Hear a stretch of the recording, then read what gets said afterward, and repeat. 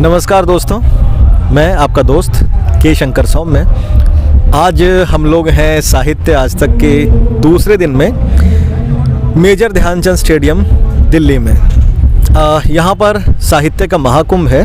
बहुत सारी शब्दांकुर प्रकाशन की पुस्तकें यहाँ पर मिल रही हैं, लेकिन इस साहित्य के महाकुंभ में ऐसे भी साथी हैं जो साहित्य के प्रति एक अपार श्रद्धा का भाव रखते हैं, और वही श्रद्धा इनको खींच लाई है चंडीगढ़ से दिल्ली।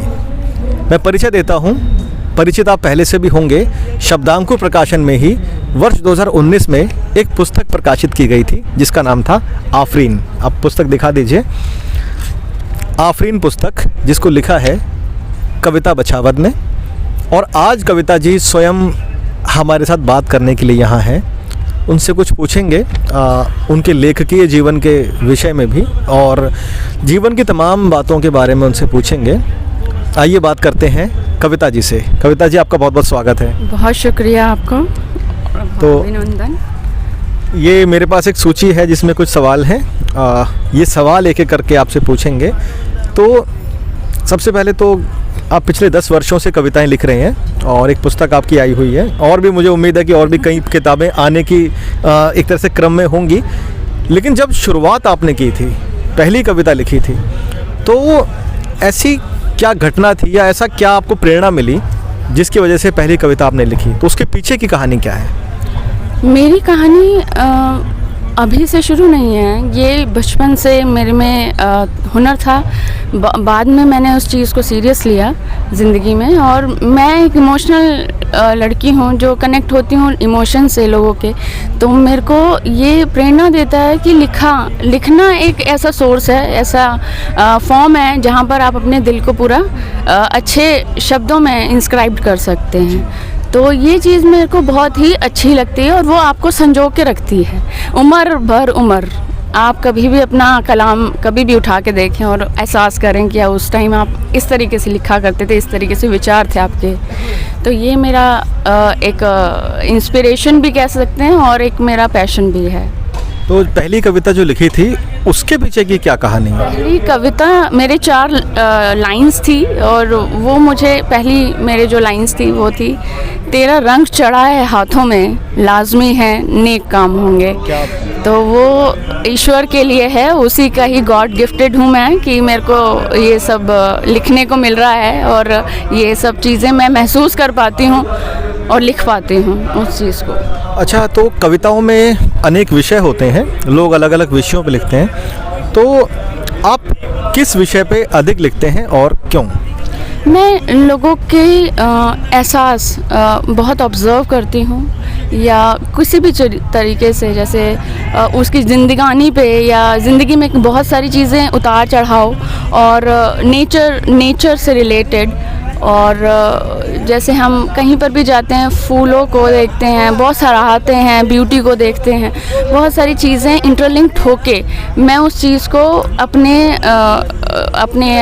लेखन के ज़रिए उस चीज़ को रिलेट कर पाती हूँ अपनी ज़िंदगानी से जी। और लोगों की ज़िंदगानी से, उनके उतार चढ़ाव से, जो भी मैं ऑब्ज़र्व करती हूँ, तो जो भी मेरे को दिखता है कि इस पर लिखना चाहिए, तो वो मेरे को लिखती हूँ मैं। तो जो आपको दिखा वो आपने लिखा।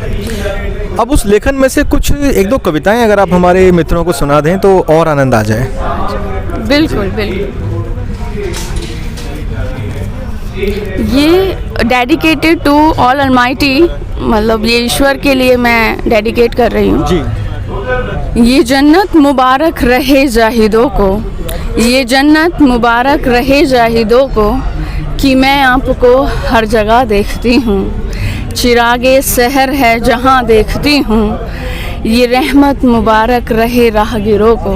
वाह। मेरी सादगी है या तेरी है कुर्बत, मेरी सादगी है या तेरी है कुर्बत, नूरे सहर है जहाँ देखती हूँ। वाह, शुक्रिया। नूरे सहर है जहाँ देखते हैं। कुछ और सुनाइए। आफरीन मेरी किताब है, उसी के ऊपर मेरी एक नज़्म है, गौर फरमाइएगा। जी, स्वागत। आफरीन है ये किताबे ज़िंदगी, आफरीन है ये किताबे ज़िंदगी, मुखातिब हुए जब सफ़ाहत से, सफ़ा में फूल जैसे शायद हम महक रहे थे, वक्त खफा था हमसे कुछ पर हसीन वक्त को आज हम कर चले थे। आफरीन है तेरे रंगों का कारोबार ए खुदा, आफरीन है तेरे रंगों का कारोबार ए खुदा, पर रंगरेज अपनी दुनिया के आज हम बन चले थे। मुश्ताक हूँ आज मैं, मुश्ताक हूँ आज मैं पानी बनने को, मुश्ताक हूँ आज मैं हर रंग में मिलने को, मुश्ताक हूँ आज मैं रंग माइज निगार होने को। फिर जब कोई मुझे देखे, फिर जब कोई मुझे देखे तो शब्द बस यही हो, आफरीन है तेरे बंदों की कारीगरी है खुदा, रूहानी गैर जिस्मानी हो उठता है जहन तेरी पाक तस्वीर देखकर ए खुदा। क्या बढ़िया बात आपने कही। आफरीन है ये किताब ज़िंदगी। ये लिखने की प्रेरणा कहाँ से मिलती है आपको? ये लिखने की प्रेरणा इस तरह मिलती है कि हम जब ज़िंदगी में हमारा जब ज़िंदगी चल रही होती है तो बहुत सारी चीज़ें हमको ऑब्ज़र्व हो रही होती है, बहुत सारी चीज़ें हमारे साथ अन्याय भी होता है, बहुत सारी चीज़ें हमको दुख पहुंचाती है, दर्द होता है, बहुत सारी चीज़ें हम तकलीफ़ अपनी बयान नहीं कर पाते।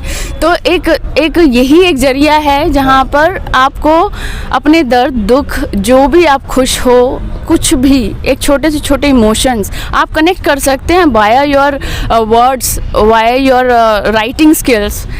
फिर आप उस चीज़ को चेरिश कर पाते हैं कि ये चीज़ और वो चीज़ आपकी, जैसे आप दुखी हैं आप कुछ लिख लिए तो आपका दिल हल्का हो जाता है। ये बहुत खूबसूरत बात है लिखाई की। क्या बात? बहुत खूबसूरत लगता है जब आप अपनी सारी चीज़ें लिखते हैं और उसको संजो के रखते हैं, ये बहुत ही खूबसूरत लगता है मुझे। तो ये कहा जाए कि भावनाओं को व्यक्त करने के लिए, व्यक्त करने का जो माध्यम कविता है उससे हमारी दर्द और तकलीफ़ थोड़ी कम होती है। बिल्कुल सही कहा आपने। अच्छा, कविता के अलावा और क्या क्या शौक़ आपके हैं? इसके अलावा मेरा सिंगिंग का है, अभी मैंने जस्ट स्टार्ट ही करा है सीखना। और मुझे जैसे सूफ़ी गाने बहुत पसंद हैं। अभी हाल फिलहाल में मेरी एक एल्बम रिलीज़ होने वाली है तो अभी जस्ट मैं कुछ बोलूँगी नहीं, I am just working on it. And second thing, I am also doing some play like snooker and shooting also. I'm just learning that thing, and along with I'm just preparing for my PCS examination if it will go good. So I'm just preparing myself and I'm building myself that much that I can make that much level that I can do welfare for others. हमारी सभी मित्रों की और मेरी भी शुभकामना है कि आप अपने लक्ष्य तक पहुँचें, शिखर तक पहुँचें, ऐसे हम उम्मीद ईश्वर से प्रार्थना करते हैं। अच्छा, अब एक सवाल ये है कि क्योंकि एक लेखक है तो वो इमोशनल होता ही है, क्योंकि भावनात्मक होने के बाद ही शब्द निकलते हैं, वरना अगर भावुक नहीं है हम तो शब्द नहीं आएंगे। तो ये तो जाहिर सी बात है कि हम भावुक होते हैं। भावुक हैं तो तकलीफ़ भी होगी, दुख भी होगा, उदासी भी आएगी। तो ऐसी उदासी के क्षणों में, तकलीफ़ के क्षणों में आप अपने आप को मोटिवेट कैसे रखते हैं? मुझे मोटिवेशन का एक ज़रिया ये लगता है मेरे अंदर, मैं किसी को देखकर मोटिवेशन मेरे में नहीं आता, ना कोई मोटिवेशनल न्यूज़, ना वीडियो, कुछ नहीं। इट्स लाइक इनर प्रोसेस कि जब आप अपने आप को हताश महसूस करते हैं या फिर किसी चीज़ से आप हताश हो गए या हार गए, तो अगर आप में हुनर है, अगर आप में ताकत है, अगर आप में सच्चापन है, तो पहले तो उसकी रहमत आप पर है। दूसरी, आपका जो विज़न है वो परफेक्शन की तरफ होना चाहिए।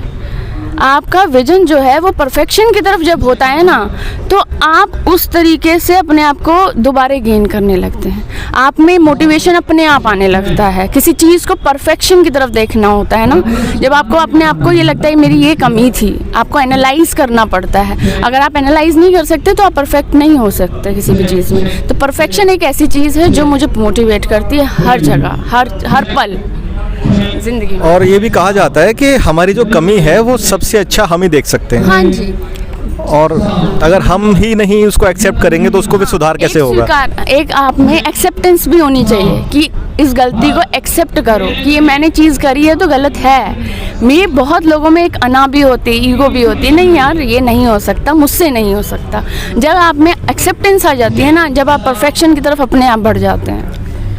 तो अब अंत में चलते चलते ये और पूछना चाहेंगे कि हमारे मित्रों को आप क्या संदेश देना चाहते हैं? मैं उनको ये संदेश देना चाहती हूँ कि जो भी उनमें हुनर है, जो भी उनमें पैशन है, वो ज़िंदगी में जिम्मेदारियों के तले उस चीज़ को भूलने की ज़रूरत नहीं है, उन पर काम करने की ज़रूरत है। चाहे 5 मिनट ही क्यों ना हो आपके पास, चाहे थोड़ा काम अगर आप थोड़ा रोज़ करते हैं तो आपको परफेक्ट, आप उस चीज़ के लिए एक दिन प्रिपेयर हो जाते हैं। तो कोई भी चीज़ आपको किसी के सेक्रीफाइस, जिम्मेदारियों के पीछे या ज़िंदगी में उतार चढ़ाव के कारण छोड़नी नहीं चाहिए।